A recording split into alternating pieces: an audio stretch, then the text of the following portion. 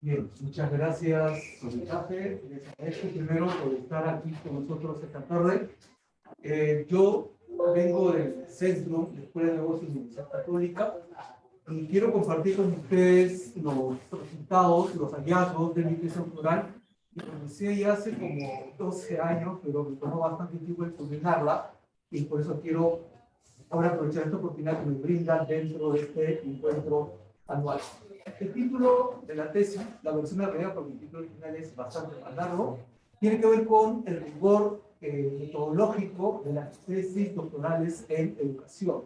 Y la pregunta es, bueno, pero ¿por qué rigor? ¿Y qué cosa es rigor metodológico? Ustedes saben que las universidades cumplen diferentes propósitos y el objetivo de los graduandos, tanto de pre y posgrado, es, por un lado, contribuir a la sociedad a través de cuadros profesionales, pero en el caso del posgrado, contribuir al conocimiento a partir de los nuevos modelos y nuevas teorías que se proponen.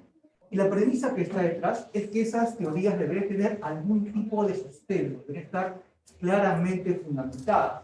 Pero, ¿qué ha pasado últimamente? Que los doctorados han estado en la lupa de diferentes gestores, asesores responsables de gestión de investigación, porque se ha encontrado que no en todos los casos este tipo de investigaciones revela los más altos estándares en la investigación académica. No tengo que recordarles los recientes escándalos en el caso peruano de las tesis publicadas en algunos repositorios donde se han encontrado volúmenes altos de plagio, ¿no? Creo que esos casos son conocidos. El más reciente, un dedicado a la ecología, que denunció que su artículo completo había sido traducido y pegado en una tesis de una universidad local. Eso llevó a que el portal Worometrics retire a la universidad de su ranking por el escándalo que suscitó. Esto ha pasado hace 2 o 3 días. Entonces, ya sabemos que efectivamente se espera que las tesis tengan contenido original, pero no basta con eso. Además de ser originales, se espera que los modelos presentados tengan una solidez clara. Pero ¿qué está pasando cuando ya vamos a otros ámbitos? Se está encontrando que incluso en las áreas más exigentes de investigación, lo que vendría a ser ciencias del comportamiento, ciencias neurológicas, cuando se analizan los análisis, bueno, para la redundancia, ¿no? Se verifica si los análisis se hicieron bien. Por ejemplo, este estudio que se libró hace un par de semanas en la Royal Society of Science demostró que más de 600.000 análisis publicados en revistas de alto impacto, lo que se conoce como revistas de primer y segundo cuartil, tenían errores en los cálculos. Y hablamos de las revistas más exigentes. Imagínense ustedes si eso pasa con una revista de este nivel de calificación y reconocimiento, ¿qué pasará a nivel de las tesis? Algo similar se ha encontrado cuando también en esta misma revista, una revista por cierto dedicada a lo que es ciencia abierta, vieron en qué medida las revisiones de los evaluadores, en contexto llamado peer review o revisión por pares, ponían énfasis en los análisis que realizaban los investigadores. Y encontraron que cuantas más observaciones se hacían en los análisis, la probabilidad de rechazo aumentaba. ¿Esto qué nos dice? Que incluso en esas revistas se observa una formación deficiente, una formación que todavía debería mejorar en términos de lo que se llama o se conoce como análisis de datos.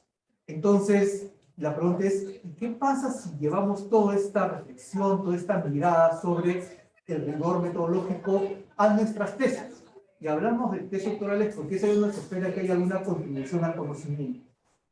Y yo lo que quise hacer es ver hasta qué punto las tesis doctorales en educación, que proponen nuevas estrategias, nuevas formas de mejorar el rendimiento académico, de mejorar la experiencia educativa, realmente estaban asentadas, se respaldaban en un procedimiento riguroso. Léase, un buen conocimiento de los supuestos teóricos, un buen manejo de las herramientas analíticas, para llegar a resultados más o menos convincentes. Y por eso me enfoqué en un aspecto o en un concepto llamado tamaño del efecto. En un momento voy a explicar qué cosa es eso, pero Lo que sí les puedo adelantar es que es un tipo de indicador que nos ayuda a ver qué tan efectivas son las intervenciones en educación. En pocas palabras, si las intervenciones funcionan o no funcionan. Porque quienes se dedican a la investigación saben que normalmente lo que se busca es que el resultado obtenido no sea producto de la casualidad, lo que se conoce en la teoría estadística como un resultado significativo.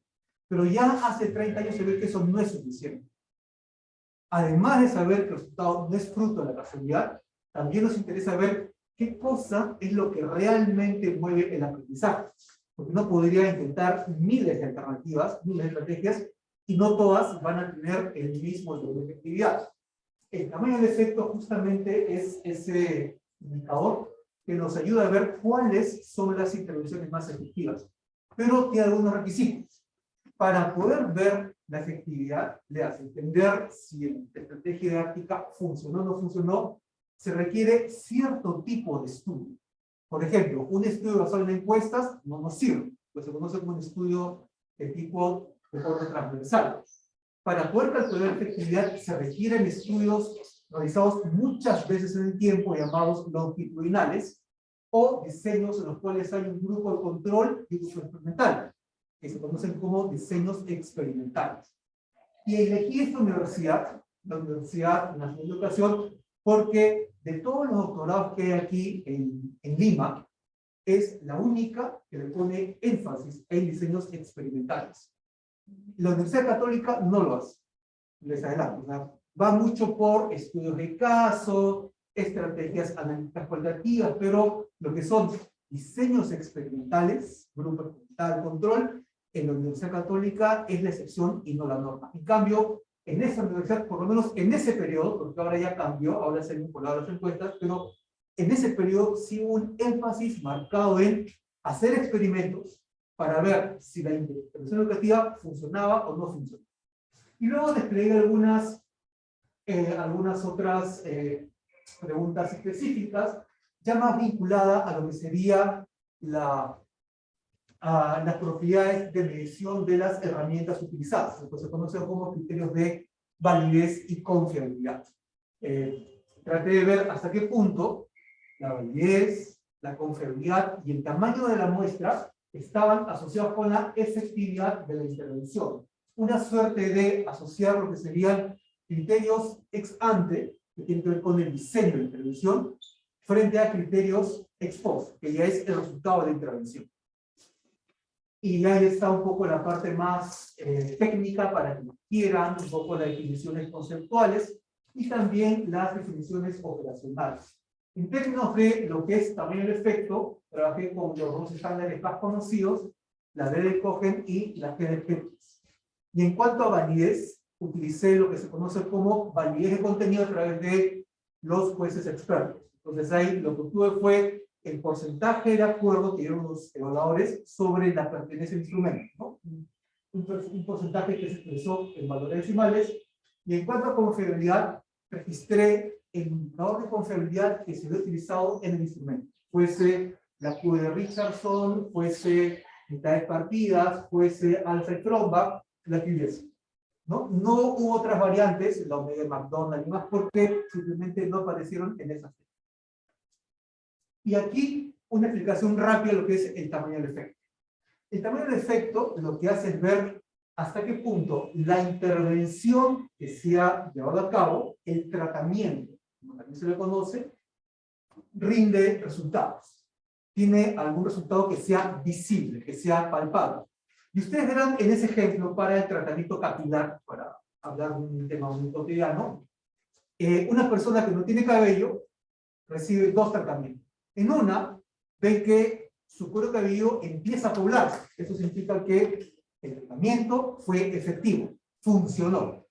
Mientras que en el segundo ejemplo, con las justas hubieron dos cabellos. O sea, efectividad cero. Ahora, pregúntense ustedes lo que pasa en las aulas, tanto las universitarias como en el colegio. Los docentes experimentan con diferentes estrategias. prueban diferentes maneras de mejorar la motivación, el compromiso, el rendimiento. El colegio trata de asegurar la matrícula, el retorno, la asistencia a clase, pero no hay un registro, digamos, más o menos confiable de si lo que se está haciendo funciona o no funciona. Es mucho porque la educación es una disciplina en la cual prima mucho la experiencia de vida, ¿no? El caso. Compartimos los casos, pero nos cuesta mucho sistematizar esos casos y empezar a verlos a escala, empezar a verlos de manera mucho más agregada para ver si funciona o no funciona. Pero eso es más que nada en ámbitos como el nuestro, porque en otros lugares, por ejemplo, todo lo que sería el hemisferio norte, países de la OCDE, esto de medir la efectividad de la intervención ya lleva casi 40, 50 años. Allí no es novedad. Pero aquí todavía estamos con mucha discusión en torno a lo que son las competencias, que los saberes previos, pero vamos un poco al tema de ver si lo que se está planteando funciona o no funciona.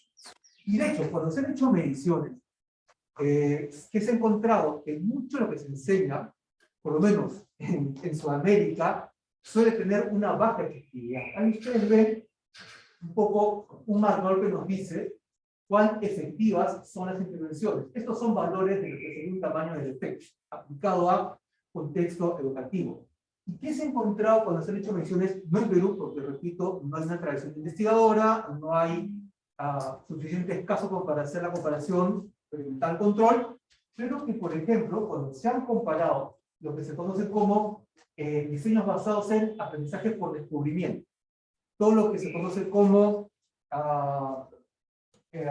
aprendizaje piagetano y similares, suele tener un efecto, o por lo menos muy bajo o negativo en la mejora del rendimiento académico. Claro, eso a un piagetano es como lanzar una noticia que le puede sacudir, pero eso ya entra al terreno de la medición. Entonces, una cosa son nuestras creencias, nuestras suposiciones en torno a lo que funciona o no funciona, y otro, llevar al terreno para ver hasta qué punto eso es efectivo. Y este tipo de aproximaciones nos ayuda a ver, por ejemplo, hasta qué punto una intervención permite que un estudiante que está, digamos, a mitad de tabla pueda avanzar 2, 3 o 4 puestos. Veanlo de esta manera, para darle una interpretación a ese número 0.20. ¿Qué significa 0.20 en términos académicos? Imagínense una clase de 20 estudiantes. ¿Sí? 21, y lo ponemos todos en fila. Del 1 hasta el número 20. Y yo me ubico en el punto medio. Soy el estudiante que tiene el aprovechamiento número 20. Si la intervención tuviese una efectividad de 0.20, yo pasaría el rendimiento de el puesto 10, tal vez al puesto 6 o el puesto 7. Habría avanzado. Es así como vemos qué intervenciones funcionan y cuáles no funcionan. Y entonces tenemos también algunas publicaciones, como este libro que ya tiene cerca de 10 años, vean, no es algo reciente, 10 años, en el cual se han realizado más de 800 metaanálisis, que es así como se llama a las herramientas que usan el efecto para ver qué funciona y qué no funciona en el ámbito educativo.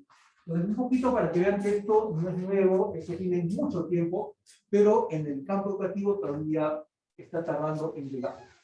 Ahora paso a mostrarles los datos que registré de cada una de esas tesis doctorales. Registré datos como los autores, el tipo de validez, si era predictiva, significaba, o si habían registrado el grado de acuerdo de los jueces, de los evaluadores, ¿no? También el tipo coeficiente de confiabilidad, ahí está Albert Tromba, Q de Richardson, TRTs, el coeficiente, la cantidad de ítems asociados a cada instrumento y los datos fundamentales para poder calcular el tamaño del efecto.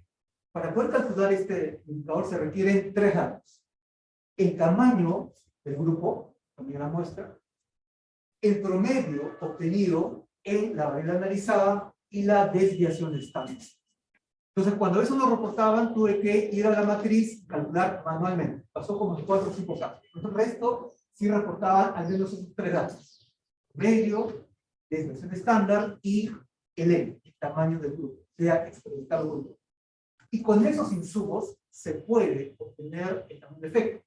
Entonces verán que no hay nada sofisticado en esto, es tener las métricas básicas, los indicadores básicos de cualquier investigación.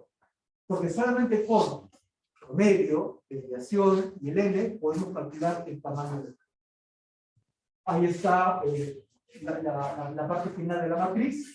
Otra vez, aquí tenemos los indicadores referidos al acuerdo de los jueces, el tipo de coeficiente de confiabilidad, la magnitud del coeficiente y los valores que les había computado hace un momento.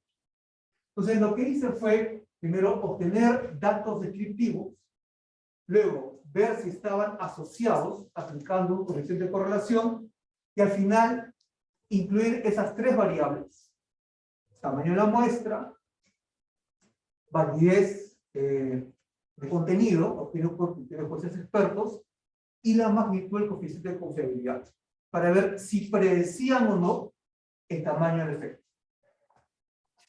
Lo que vemos aquí es, primero, el resultado en torno a cómo se reportaron los coeficientes de confiabilidad. Uno era, uy, qué bien, las pruebas estaban por sobre 0.7, ¿no? En términos de confiabilidad uno dice, está muy bien, debería ser mayor a 7, es lo que dice la teoría, ¿correcto? Pero ¿qué pasa cuando vamos a ver la cantidad de ítems que hay para cada coeficiente? Si estas pruebas realmente están reflejando una teoría detrás, porque se espera que estas pruebas, estos instrumentos, tengan como respaldo un modelo conceptual, una teoría en pocas palabras. Porque no es cosa que yo simplemente lanzo preguntas al aire y digo, ya está el instrumento acá. No, ese instrumento debe tener un respaldo teórico. Si no, estamos generando cartón en el aire. ¿Y qué pasa cuando empezamos a ver los instrumentos por cantidad de ítems? Fíjense la frecuencia, o sea, la cantidad de instrumentos que tenían 20 ítems. Era altísimo, era casi 60%. Después, cuando revisé uno por uno, me di cuenta que lo que habían hecho los profesores era convertir su prueba de entrada y salida en su instrumento de recolección. O sea, no hubo ningún trabajo de creación de instrumentos. No hubo una teoría detrás del instrumento, simplemente convirtieron el clásico examen que les toman al final de un curso, un semestre, en el instrumento de recolección de datos. Y claro, esto viola muchos supuestos de la teoría de la medición que nos dicen que cada variable debería tener máximo 4 o 5 ítems. Pero acá se cumplió solamente en poquitos casos. Sí, esto es lo que estaría bien. El resto genera lo que se llama una inflación de la confiabilidad. Es una confiabilidad artificial. Porque si la variable está bien construida, consistente, nos basta con 3 o 4 ítems, 3 o 4 indicadores, como ustedes lo pueden conocer seguramente. Pero más de 5, ya es como decir, oye, aquí se está cocinando datos. Ya 6 es un intento evidente de generar confiabilidad artificial. Aquí superaron largamente los 6 indicadores. ¿No? Estuvieron por encima de 10, 20, o sea, hubo casos de 40, 50 indicadores, esto es real.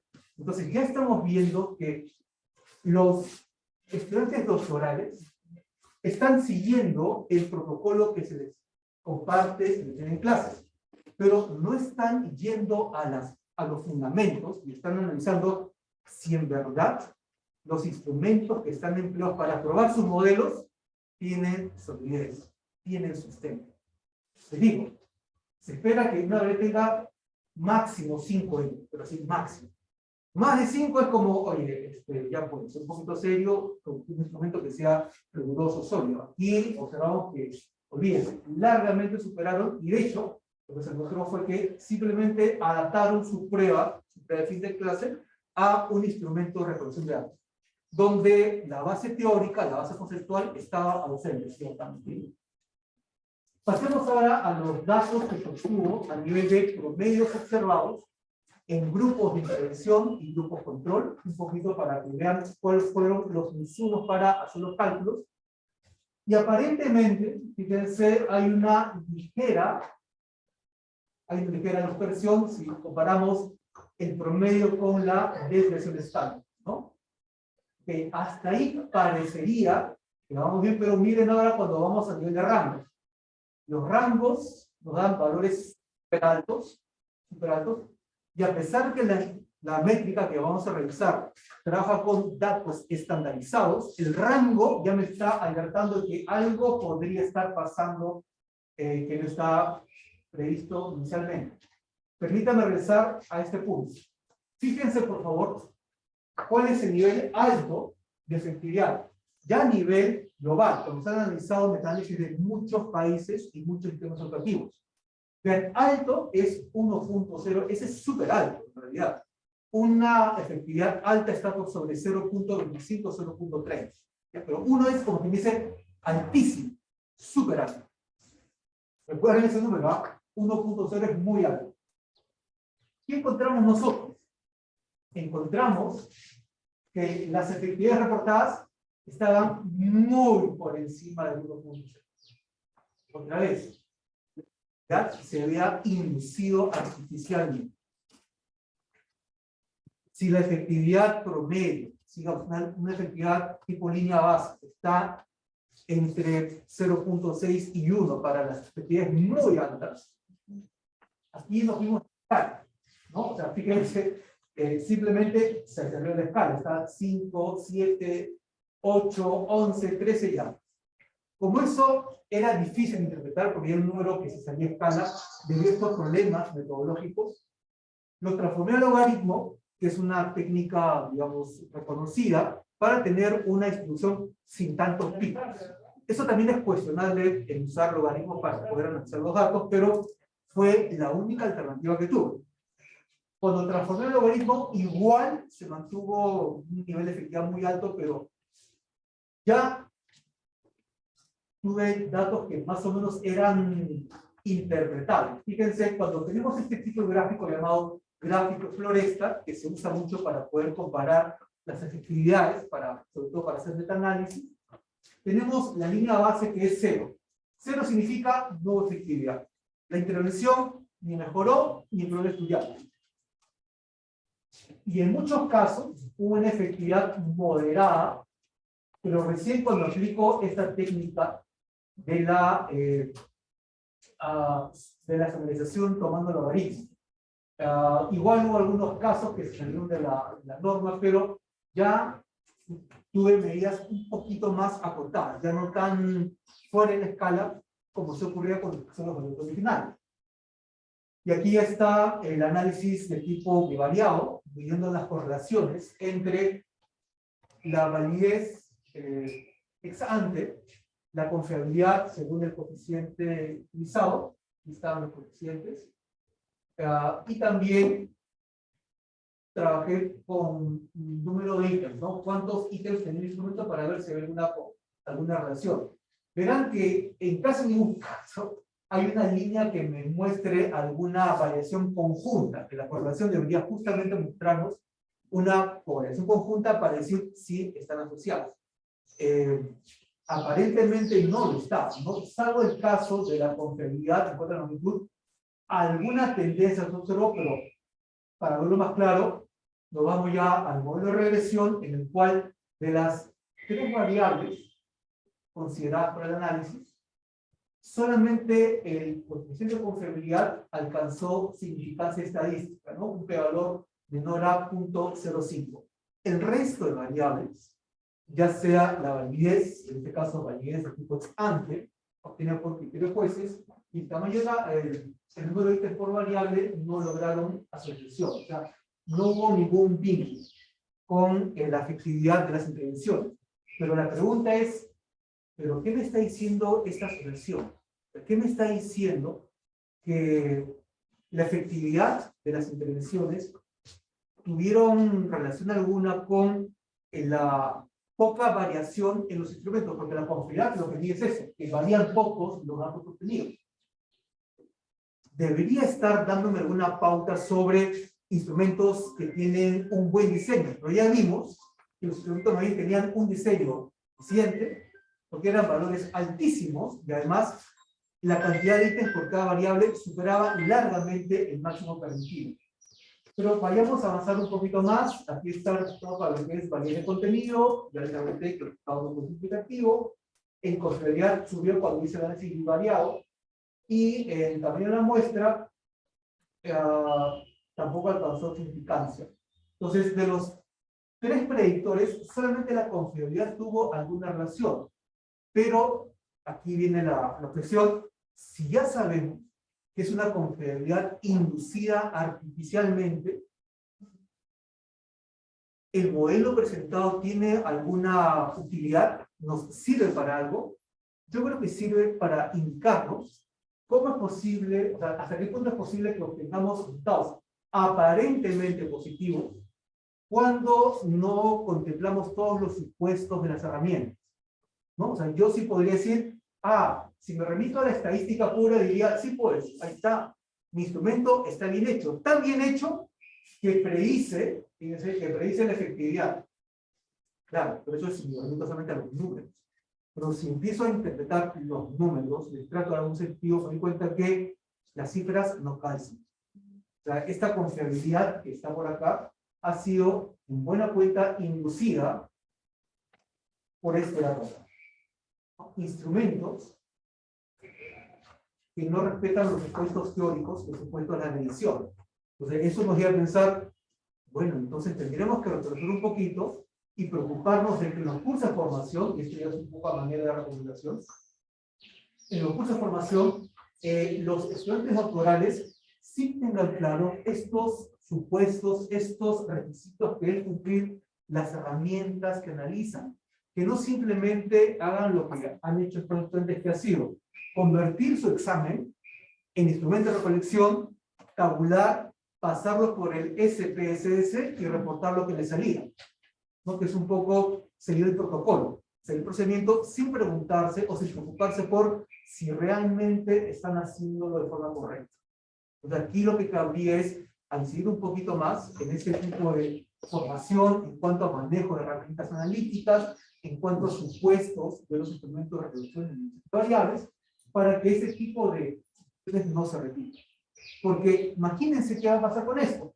Cuando más tarde se le pida a los educadores, se le pida a los investigadores en educación que propongan soluciones, ¿qué van a tener para compartir?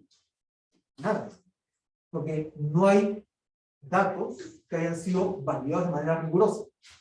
Hay tesis publicadas en repositorios, sí, las hay, también las hay en muchas universidades peruanas. Y que le dirán, sí, pero el porcentaje de plagio en el Team era 15%, de acuerdo, pues que son originales, inclusive. La pregunta es, ¿los modelos allí presentados se obtuvieron aplicando procedimientos rigurosos? ¿Se obtuvieron a través de un manejo adecuado, apropiado de las técnicas de análisis? ¿O ocurre como ocurrió en este caso que les he mostrado? ¿No? Y eso es de lo que hemos podido revisar. Fíjense, si las tesis rigurosas que lo compartí al inicio, estas que estaban acá, se supone son revistas de altísimo impacto, como se le conoce, ¿no? Tienen errores de cálculo, y eso está ya reportado. Y también cuando se hace la revisión por pares, se registra una alta probabilidad de rechazo cuando hay muchas observaciones de revisores, lo cual implica que los autores que mandan sus artículos de estas revistas tampoco tienen fundamentos sólidos. Imagínense qué pasa cuando hacemos esta revisión ya a nivel de tesis local. Obviamente van a salir esas falencias, esos vacíos. Por eso es que es tan importante empezar a profundizar ese tipo de manejo metodológico para que más adelante, cuando llegue el momento de presentar propuestas, estas propuestas de intervenciones efectivas realmente tengan un respaldo sólido. Y esto se da en otras partes, como les decía, esto no es nuevo.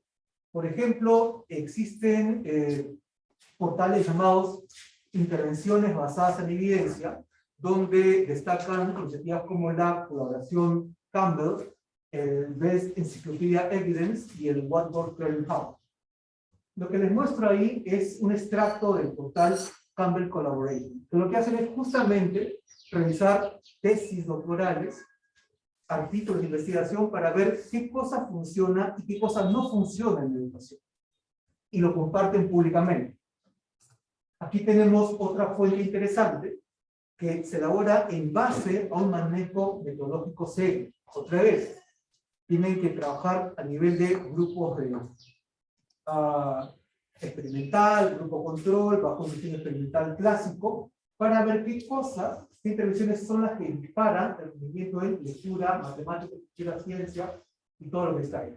Pero de todos ellos, el portal más desarrollado, el más logrado, es el que se conoce como lo que funciona, la central de lo que funciona, el What Works Verify. Iniciativa norteamericana del IES, que es el equivalente al Ministerio Educativo norteamericano, ¿no? Y ahí ellos han tomado no la molestia, han tenido el cuidado de solamente incluir en esta revisión de intervenciones efectivas estudios que pudiesen un diseño experimental, un grupo control, un grupo de intervención, y que además tuviesen selección aleatoria de participantes. Ya le han puesto los estándares más altos posibles para que lo que reportan realmente nos muestre las intervenciones que funcionan, que mejoran la motivación, el rendimiento, la asistencia, todo lo que implica la experiencia educativa. Entonces, la meta tendría que ser llegar a algo como esto, para el caso, no sé, el campo peruano. Pero hasta que no tengamos bases sólidas al momento de hacer los análisis, que es la parte mínima, por así decirlo, difícilmente tendremos los datos suficientes para empezar a compartir experiencias exitosas, ¿no? Yo les comento un poco mi experiencia en el Ministerio de Educación cuando compartí esto ya hace 10 años, ¿no? Hubo un rechazo muy fuerte de los educadores, porque decían que no era posible que en toda la experiencia educativa se quisiera reducir a un número. Yo le decía, pero no se trata de reducirlo, se trata de tener una línea base, un punto de partida. O sea, de acuerdo, es como lo que pasa también con el mundo académico, ¿no? Cuando se le dice, ¿cómo puedo reducir toda la actividad investigadora a una cita? No es que la reduce, te da un punto de referencia. Ya depende del gestor de investigación que tanto peso le da. Pero ahí lo que tuvimos fue un rechazo cerrado. Los educadores, los docentes dijeron, no, la experiencia educativa es única, no se puede estandarizar, nada de métricas, y bueno, eso fue el año 2012. Estamos en 2022, ustedes saben que el tema sigue un poco a la deriva, no hay como un norte claro sobre en qué momento se van a decidir a implementar intervenciones efectivas. Y si lo quisieran, recuerdo también hablé con él entonces, viceministro de Educación, me dijo, lo que pasa es que hay tal automatización en el Perú, que cada sector lo maneja de forma independiente, que solamente lo podrías hacer si tuvieras todo el apoyo a nivel de pilotos. Porque son muchos sectores y muchos actores involucrados. O sea, escalarlo, esto es muy complicado por la informalidad de nuestro país. Entonces, sí, pues es todo un reto el ver cómo se podrían implementar intervenciones efectivas, pero el paso inicial, como les digo, sería tener un respaldo sólido, un respaldo adecuado en un buen manejo de las técnicas analíticas. A veces uno dice, bueno, sí, pues no, tabulas, lo pasas por el programa y sacas la tabla. No, pero ese proceso tiene supuestos, tiene requisitos. Y hay que aprender a manejar los supuestos si no tendremos resultados de este tipo, ¿no? En los cuales, claro, los docentes, mis colegas, que tenían que obtener su grado, porque funcionaban por un grado doctoral, ¿qué hicieron? Convirtieron su examen de fin de curso en instrumento de reducción de datos. Y ya está. Entonces, claro, como se trata de graduar, o sea, no hay una pausa por preguntarse, ¿realmente estamos haciendo lo que tenemos que hacer o hace falta una pausa y replantearse cuál sería la mejor ruta para hacerlo? Y es lo que quería compartirles en esta breve presentación. No sé cómo andamos de tiempo, si hay espacio para las preguntas de pronto. Nos quedan unos minutos. No sé si por el Facebook alguna pregunta de los participantes o de parte de ustedes, no sé si alguna pregunta, alguna duda sobre el tema afectado. Sí, sí, colega, adelante. Sí, Claro. igualmente.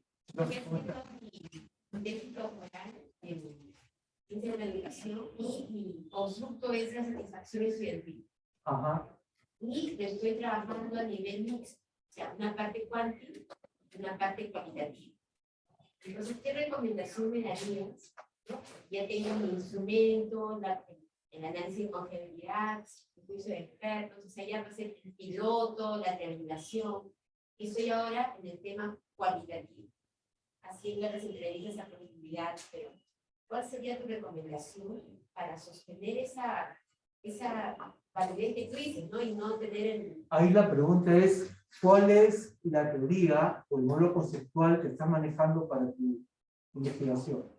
El de Ryan Hidesi, de la autodeterminación, de Asti, ¿no? Tenemos el constructo principal es la satisfacción y su... Claro, pero ese es lo que tú quieres predecir.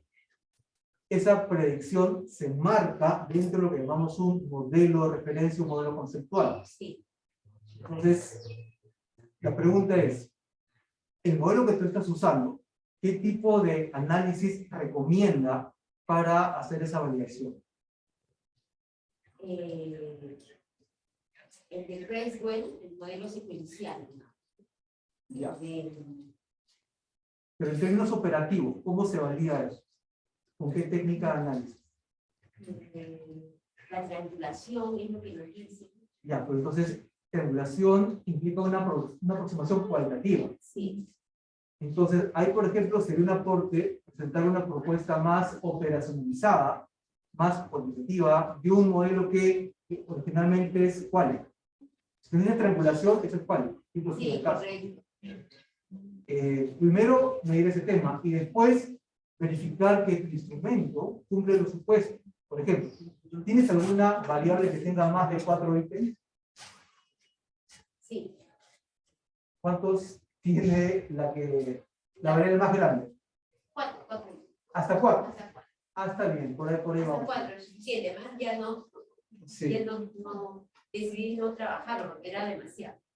Un comentario final, y es que si lo quieres hacer como una tesis, está bien, pero si tu pretensión es publicarla en una revista, ya tenemos un problema, porque los jueces prefieren ahora estudios que combinen instrumentos. Encuesta, pero felizmente vas a hacer también entrevistas, ¿no? Sí, encuestas y entrevistas. Ah, ya, tengo dos. enfoque mixto. Sí, Mixto, correcto, tengo dos. Si es enfoque mixto, sí, la probabilidad de ser publicado aumenta. Pero cuando es solamente encuesta, ya te dicen casi de plano, encuesta no publicamos. Así te lo dicen en tu cara privada. Sí, entonces con un enfoque mixto sí tiene mayor probabilidad. Ok.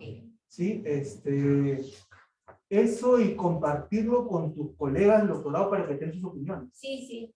Es lo, Sí, en eso justo. es lo más, Gracias. lo más práctico. Gracias. Nada, bueno. ¿Alguna otra pregunta, por favor? Una pregunta. Sí. Sí, en tu investigación mencionaste de que te enfocaste en tesis de diseño experimental. Sí. En el caso de tesis de diseño no experimental, porque hay también tesis, ¿cuál sería el rigor metodológico recomendado? ¿Qué debería contener? Y lo que pasa es que cuando son diseños de corte transversal, emplean correlaciones, lo que obtienes son asociaciones, ¿no? Cómo se vincula una variable con otra, pero no puedes predecir. O sea, el salto para decir, ya, ¿cómo podemos estimar si esta intervención mejora tal o cual factor? No podemos. Solo te puedo decir que las dos varían conjuntamente, pero es como regresar, o sea, dar un paso para atrás. Lo que se busca es predecir ya, ¿de qué depende que la asistencia a clase mejore? ¿De qué depende que la satisfacción se dispare? ¿De qué depende que la motivación mejore? Eso es lo que uno está buscando. Pero cuando es un estudio de tipo correlacional, a lo más decimos, sí, esta se asocia con aquella. Y hasta ahí llegamos. Existen indicadores de tamaño de efecto llamado coeficiente R. Pearson agregado o ponderado, que es algo similar a eso, pero normalmente la efectividad suele reducirse a la mitad, ¿no? Si, digamos, utilizando un diseño experimental, efectividad es 0.40, cuando la mía es con coeficiente de correlación ponderados, baja a 0.20, 0.19, normalmente cae a la mitad. Ahí la recomendación es hacer lo posible, o sea, esforzarse por saltar a un diseño experimental.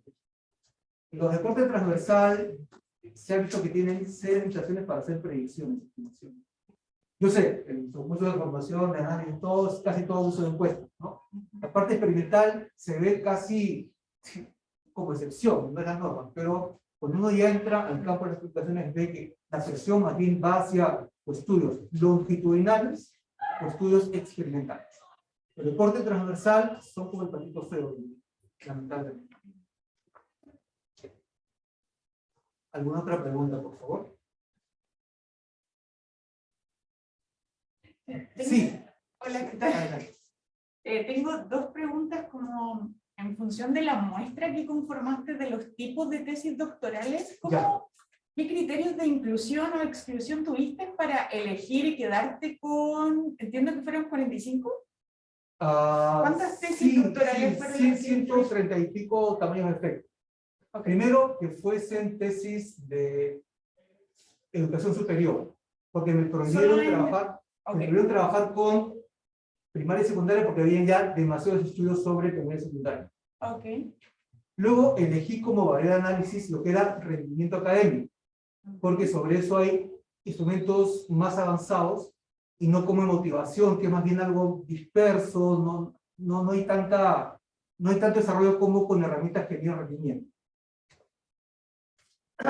Y luego lo que consideré fue tesis que permitían obtener los datos o que los reportaban directamente. Por ejemplo, algunas tesis solamente reportaban promedio y no había manera, reportaban porcentajes y no había manera de obtener la versión estándar. Esas no entraron. Otras me reportaban de frente el resultado con la Wilcoxon o la T-Student, pero sin forma de reconstruir la media ni la versión estándar, tampoco. Entonces tenían que tener estos datos acá. O sea, debían permitirme obtener la tabla que hemos tenido. Exactamente, ¿no? Porque esa es la base para calcular el tamaño del efecto. Y ciertamente también recolecté algunos estudios de correlación, pero cuando ya traté de ver cuán factible era hacer equivalencias, vi que había muchas críticas a tratar de crear equivalencias entre los coeficientes basados en estudios experimentales y los correlacionales. Por eso fue que también no. Okay. Y hasta el 2015, porque de ahí en adelante la universidad empezó a más bien orientarse a estudios correlacionales. Hasta el 2015. Sí, o sea, publicadas hasta el 2015 y solo en esa universidad. Sí, solo en esa universidad. Porque en las demás universidades, acá, Villarreal, UCIL, bueno, las revistas todititas, la parte experimental no se ve. Son casi todo estudios de caso o diseños de corte transversal. ¿Y la segunda? Sí, y la segunda pregunta alude a si en realidad pudiste como determinar algún tipo de patrón en las formas de intervención que se aplicaron en las que pudiesen haber tenido un mayor tamaño efecto o menor tamaño efecto. Claro, si hay algo ahí que nos pudiera dar luces de en realidad qué métodos de intervención podrían generar más resultados en educación superior. Claro, ahí se cumplió o se constató lo que ya se ha hecho previamente. Cuando quien evalúa es el creador del instrumento, el enfoque, el efecto es altísimo. Por eso que se recomienda que, más bien, el creador, este sesgo de realidad. Exacto, el creador capacite a otras personas y las personas capacitadas implementen la estrategia para que vean los sesgos clásicos que se conocen. ¿No? Aquí no, era el profesor y lo decían además. Entonces, claro, pues el profesor le puso muchas ganas, mucho empeño y el efecto se disparó. Cosa que esto ocurre cuando uno más bien capacita X personas y ya uno ve que si hay alguna mejora es resultado de la intervención, tal, no de la pasión que le pone el creador. Entonces sí, en todos los casos, en todos, así no hubo excepción, el investigador fue juez y parte. Creó el instrumento, creó la intervención y también la evaluó. Entonces eso no lo mencioné ya por un tema de tiempo, pero también pone en entredicho hasta qué punto son niveles de efectividad reales, porque los sesgos se activaron rápidamente. ¿Respondí las preguntas? Sí, muchísimas gracias. Bueno, creo entonces que esas serían todas las preguntas. Les agradezco por su participación, por su tiempo. Muchas gracias y será una próxima oportunidad.